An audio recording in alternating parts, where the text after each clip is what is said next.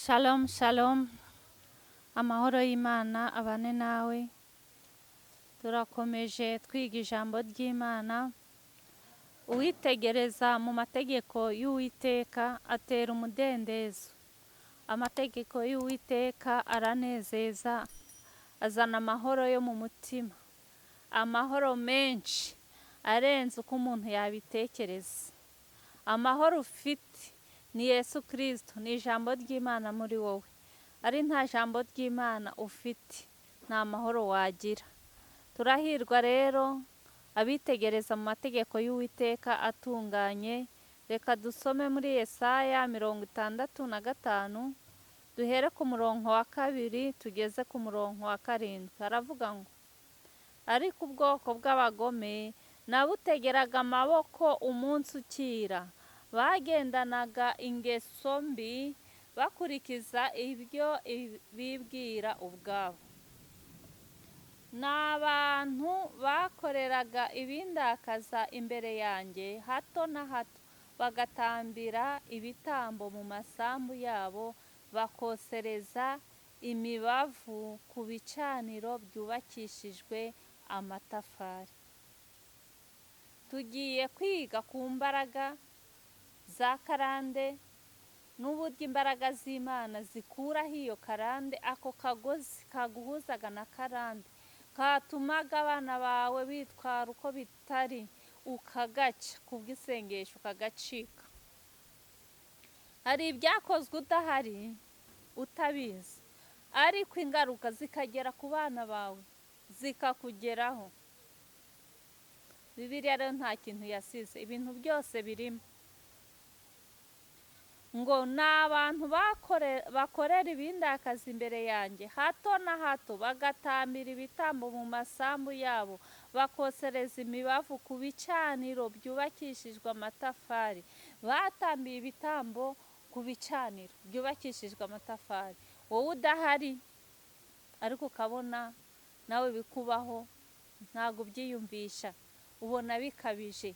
Iyo karande iragukurikiye, ikurikiye abana bawe, nawe ugatuza. Oya, wituza, haguruka, senga, wirebera.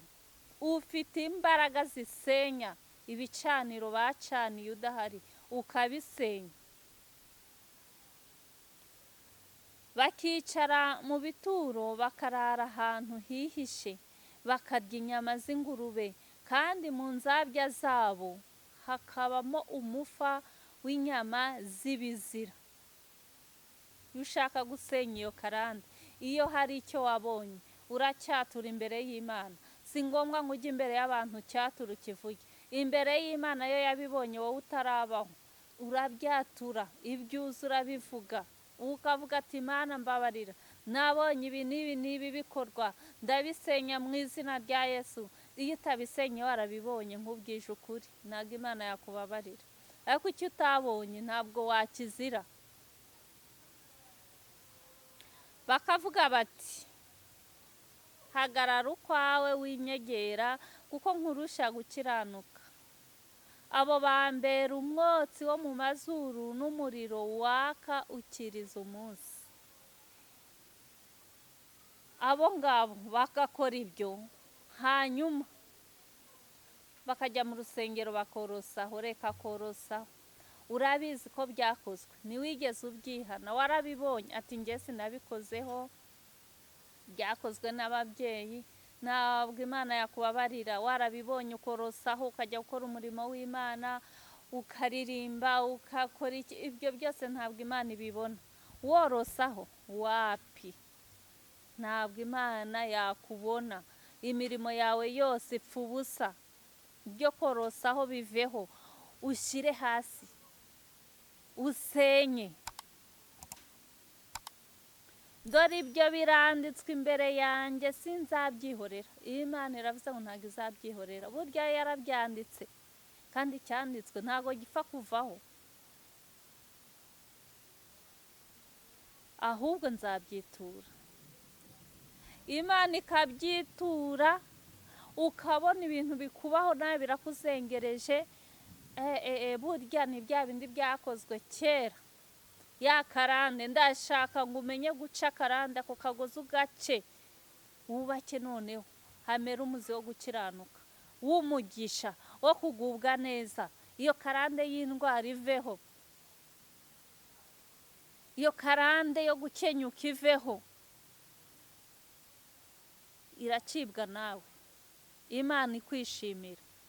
Ugomba kubivuga byose ukamarayo, wivuga ngo nge ndihana guterekera se, ngo ayo matafari bayubaka sinari impari, ngo ibyo bavugiyeho, ngo izo nyama bazirya sinari impari. Wapi, Imana yarabyanditse.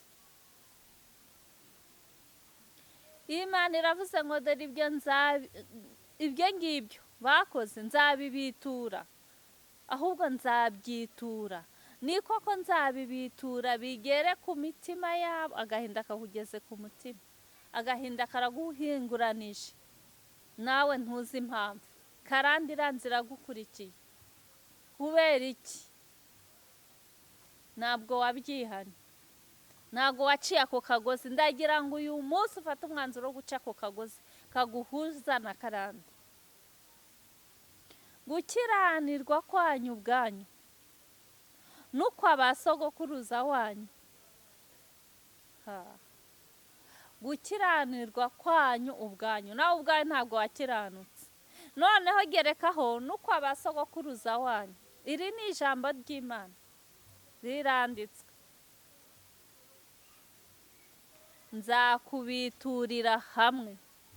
Basogokuruza bawe barapfuye ntibakiriho, ariko ibyo bakoze biranditswe. None Imana iravuze ngo ari nawe ntiwankiranukiye, n'aka kagozi ntiwagaciye, nawe ntiwabyihanye. Noneho ari ibyabo ari n'ibyawe byose nzabibiturira hamwe.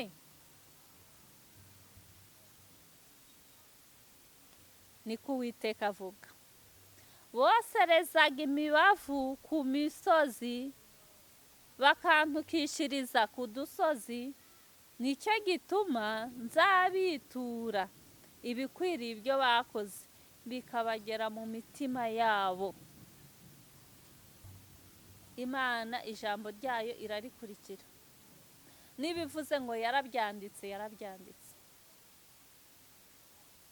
Icyabikuraho, wini ishobora kubisiba gusa, ishobora gusiba iki cyanditswe. Uwo muti ushobora kubineterariza ukabikuraho. Uboneka igorogota honyine, uboneka ku musaraba, uboneka mu guca bugufi imbere y'umusaraba wa Yesu Kristo, ugahamagara ayo maraso. Ayo maraso yarasiba pe, agakuraho, agahanagura, byose bikavaho. Ariko uzi ko byoroshye kwihana? Biroroshye, ariko kuko dufite Satani nawe utubuza kwihana. Uri kuvuga ati aha niho mbonera igitego. Usanga kubivuga ni ukubivuga gusa, ukirukana Satani. Kuvuga ati Mana mbabarira, twaracumuye. Igihe Danieli yihanaga ntabwo yasize ngo yikuremo. Yaravuze ngo njye n'ubwoko bwacu twagucumuyeho Nyagasani, dukora ibyangwa n'amaso yawe.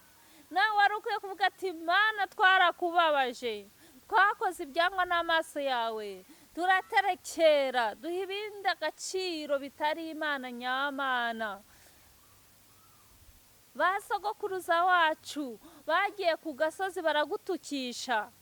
Mana tubabarire. Aho bagiye hihishe, ijisho ry'Imana ryo rirahareba. Ntabwo ijisho ry'Imana rigira icyo risobwa. Nawe uravuga ngo ibyo byari ibya kera, sinshaka no kubimenya. Kuki byanditswe muri Bibiliya? Bibiliya ni iyacu, dukwiye kuyubahiriza yose. Ntako gushyira ku ruhande ijambo ry'Imana ryose. Niyo mpamvu Yesu yagaburiye abantu 5,000. Noneho n'utuvungukira twose baraduteranye. Bivuze ngo nta jambo ryo guta, ryose rifite umumaro. Wikwirengagiza muri Bibiliya, nta na hamwe ho kwirengagiza. Yose iri jambo nitwe ryandikiwe, turyubahirize. Imana yarambwiye ngo iri jambo ni iryanyu, muryubahirize. Ababanjirije ryari iryabo mu gihe cyabo, namwe ni iryanyu mu gihe cyayo, n'abazakurikira ni iryabo mu gihe cyabo. Wivuga ngo ntibindeba, ngo ibyo biba sinari mpari. Biranditswe imbere y'Imana, biranditswe. Ndakwereka rero uburyo ako kagozi kari bucike, kakavaho burundu. Akagozi kaguhuza na Karande kakavaho, kakava ku muryango wawe, kakava ku bana bawe. Ni ugusenga, ugasenga muri ubu buryo, ukihana ibyawe ugakurikizaho iby'umuryango. Ngo ibyaha byanyu ubwanyu n'iby'abasogokuruza wanyu nzabibiturira hamwe. Nubwo bo batakiriho, wowe ukiriho, ibyaha byabo biri ku mutwe wawe, n'ibyawe Uwiteka azabibiturira hamwe. Ariko inzira yo guca aka kagozi rero ngiye. Ca bugufi wihane, uvuge icyaha cyose, wirukana dayimoni yacyo, wihane ubwawe, wihanira umuryango, icyo uzi cyose ukivuge. Nugira icyo usiga utakivuze ntabwo bikunda, akagozi karasigara kagishamitse. Mu gitabo cyo Kuva igice cya 20 ku murongo wa 5 n'uwa 6 haratubwira ngo mpora abana gukiranirwa kwa basi, nkageza ku buzukuruza n'ubuvivi bw'abanyanga. Ibaze iyo generasi, abuzukuruza n'ubuvivi bw'abanga Imana.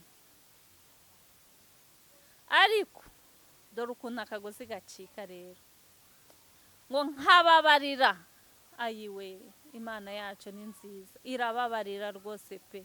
Ikigushakaho ni uko wemera ibyaha byawe gusa, icyo cyonyine. Nkababarira bankunda, bakitondera amategeko yanjye, nkageza ku buzukuruza babo b'ibihe igihumbi. Noneho birarenze, Imana irababarira pe. Ugasenga, ugaca ya Karande, wowe ubwawe, generasi izagukurikira kugeza ku bihe igihumbi bari mu mugisha. Ca Karande, ako kagozi ugace, noneho hamera umuzi wo gukiranuka, w'umugisha, abana b'umugisha, umuryango w'umugisha, abana bumvira. Iyo Karande uyice, wihane umareyo, wirukane dayimoni ya Karande yose ya buri cyaha uyirukane. Banza wemere, emera ko ibyo byaha mwabikoze, emera ko basogokuruza bawe bakoze ibyo byaha, batutse izina ry'Uwiteka, basenga ikitari Imana. Noneho vuga ati Imana turakugarukiye, Data tubabarire. Usengere mu ijambo handitswe ngo uhora abana gukiranirwa kwa basi, ukageza ku buzukuruza n'ubuvivi. Ariko ubabarira abagukunda. Data turagukunda, Data tubabarire. Kurikira ijambo ryawe urisohoze. Imana iyo usenze uvuga ijambo ryayo irakumva, kuko ikireba ni ijambo, nibyo ikurikira. Ukageza ku bihe igihumbi, ibihe igihumbi. Abuzukuruza bazankomokaho bose bibihe igihumbi. Ushobora kuba mu muryango wawe nta wigeze asenga, nta wigeze amenya Imana, ukabona Karande irabazengereje, iragenda, ikintu cya Karande kiragiye mu muryango hose kirabakurikiranye. Bararwara indwara imwe, ya ndwara ibageraho bica, bapfa bakenyutse, ukabireba ukabyakira, ukituriza. Karande kaguhondagurira aho ngaho ukituriza, ukarebera ukabona ntacyo wakora, kandi ujya mu rusengero urasenga. Hindura isengesho, senga isengesho ry'imbaraga, haguruka ufate iya mbere, urokora abasigaye. Haguruka wowe usenga, uhaguruke uci uwo mugozi wa karande uwukureho, umuryango ugubwe neza. Bihanire, ndakubwiza ukuri, naho bo batajya gusenga, wowe wahagurutse mu muryango ugaca ako kagozi, baragubwa neza ku bwawe, barasubizwa ku bwawe. Ngewe ubwanjye mu buzima ndabibona, aho natangiriye gusenga nca umugozi wa karande, umuryango waguwe neza. Haguruka wowe usenga uca uwo mugozi wa karande, watura umugisha ku muryango. Umuryango uragubwa neza ku bwawe, ndetse abazagukomokaho. Mbega Imana ukuntu ari nziza! Ubyara abana b'umugisha, abana bubaha Uwiteka, ubasengere, wirukane ya karande yose yose yose, ukureho kugeza kubuzukuruza, kubiha igihumbi, bibiha igihumbi, babona umugisha kubera wowe. Umva imbaraga, umva imbaraga zo gusenga. Uwo mugozi wuce, haguruka uwuce, uwukureho. Abana bawe bazagira umugisha. Wikwemera yuko urirana n'abadasenga, ati nuko nyine mu muryango wacu, nuko nyine, nuko bigenda. Iyo bagejeje iyo myaka barapfa, nuko bigenda. Nawe urategereje ngo upfe?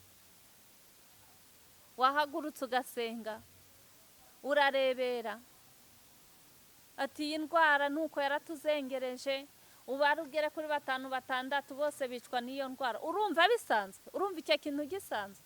Iyo ni karande. Ugomba guhaguruka ukaca ku kagozi kakavaho, kakarangira. Ibyo nkubwira ni ukuri, turigisha ibyo tuzi, ibyo twabonye, ibyo twanyuzemo, birakora. Satani ntakuriganye mwumve ko ari ibisanzwe. Hari abantu bumva umuburo, bumva ijambo ry'Imana, bakamera nka za mbuto zaguye ku kara, akumva ni byiza, ariko puratike ikabura, kujya gukora icyo yumvise wapi, habe no kumera, habe no kugira ngo agerageze,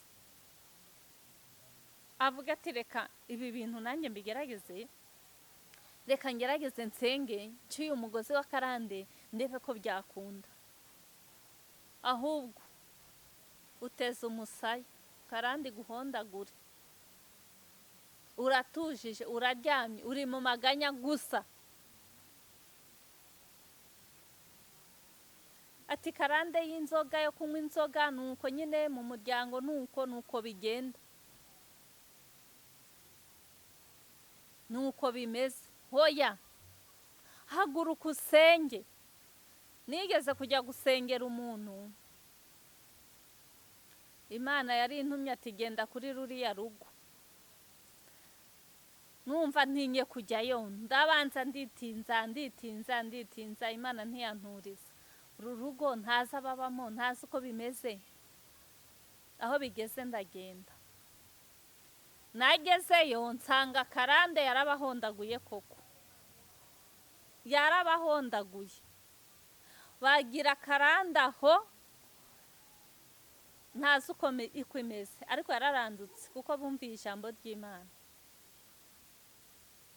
Ati umugabo yasomye ku nzoga, niyo yasoma gake ahita asinda bikarangira. Ati ubu ngubu nta kintu akora, ni ukunywa gusa. Umugore nawe araryamye, yararembye, ati indwara yarabuze, ndiryamiye, ategereje gupfa. Urumva karande? Umwana nawe araho, nta kujya kumuvuza ngo yaravunitse, igufa ryarebye uruhande.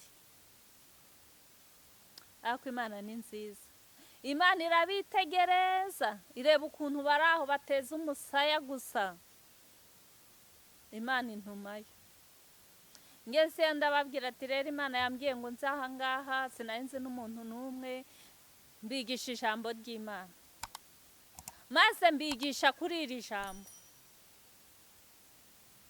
rya Karande.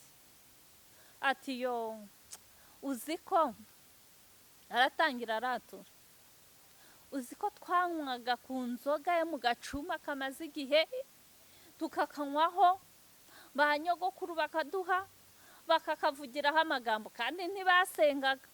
Ibyo byo ndabizi, ntibasengaga, bakavuga amagambo bakaduha tugasomaho.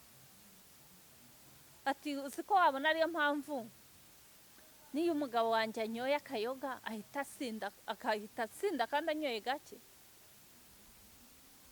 Ati twarakoraga biranga, twageraga akabari biranga tubivamo, ubu ngubu rero ntako tumeze. Ariko Imana yarababonye iravuga ati aho ngaho wigaragura, aho ngaho ndaje ngutabare. Ndabasengera nditahira. Na telefone nabasigiye, hashize igihe ndavuga ati reka njye kureba ba bantu nasengeye. Nagezeyo nsanga umugabo yagiye mu kazi, aravuga umugore ati ntabwo nkwemerera kugenda, rindira umugabo atahe ntindagaruka. Umwana Imana yamukijije, ariko Imana ikora ibitangaza. Ariko baratuye wa muntu, baratura bamarayo, barahaguruka barasenga, barakomera, n'ubu barasenga, barakomeye mu murimo w'Imana. Banga icyaha n'igisa nacyo, Imana ibagirira neza, irabatabara, kuko basenye Karande, banga guhishahisha, banga gutwikiraho, barihana bamarayo neza. Umugabo inzoga zivaho, ubu ni umugabo umeze neza, n'umugore umeze neza. Umugore yicwaga n'agahinda gusa, ati umugabo ni inzoga gusa, nta kindi, ntako tumeze. Imana iratabara n'ukuri, ariko iragutabara wemeye. Emera usase, ushyire hasi, wihane byose umareyo, uca uwo mugozi wa Karande, ubundi ubyara abana b'umugisha. Umuryango wawe uhinduka umugisha, kubwawe umuryango wawe waba umugisha, kubwawe ibintu byose byahinduka. Noneho hakamera umugozi mwiza w'umugisha wo kugubwa neza.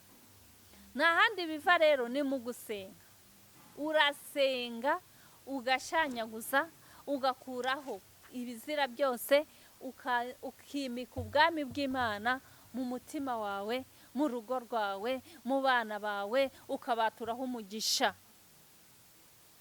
Ukavuga ati ndabyanze ibi, nanze Karande yo kunywa inzoga, nanze Karande y'ubusambanyi, nanze Karande y'uburwayi, ndatwika, ndarandura, ndabyirukanye byose mu izina rya Yesu. Gahamagara iby'umugisha, ukifuriza abana umugisha, ukifuriza umuryango umugisha, ukabasengera ku manywa n'ijoro, ntucyogore na gato. Imana yiteguye kukubabarira, Imana yiteguye kuguha abana b'umugisha, Imana yiteguye kuguha umugabo w'umugisha, Imana yiteguye kuguha umugore w'umugisha, umuryango wawe ugahinduka umugisha, ukagubwa neza, Karande yose ikarangira. Emerera Imana gusa, usenge uhore ku mavi. Isengesho ryawe rifite imbaraga zo guhindura ibyo wanze bikavaho, ibyo ukunze bikabaho.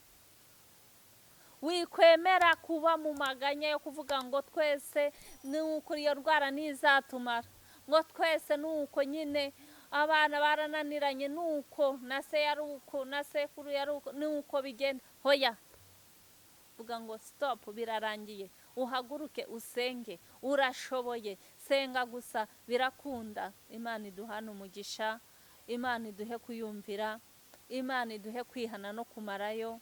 Karande yose icike. Reka dusenge, ngusengere kugira ngo ukomeze usenge muri ubu buryo, ukomeze wambara imbaraga, ukomeze wegera Imana cyane, umuryango wose uhabwa umugisha. Karande yose icike. Ndakubwiza ukuri, nukomeza gusenga muri ubu buryo, waturumara uzabona umugisha. Karande izarangira burundu.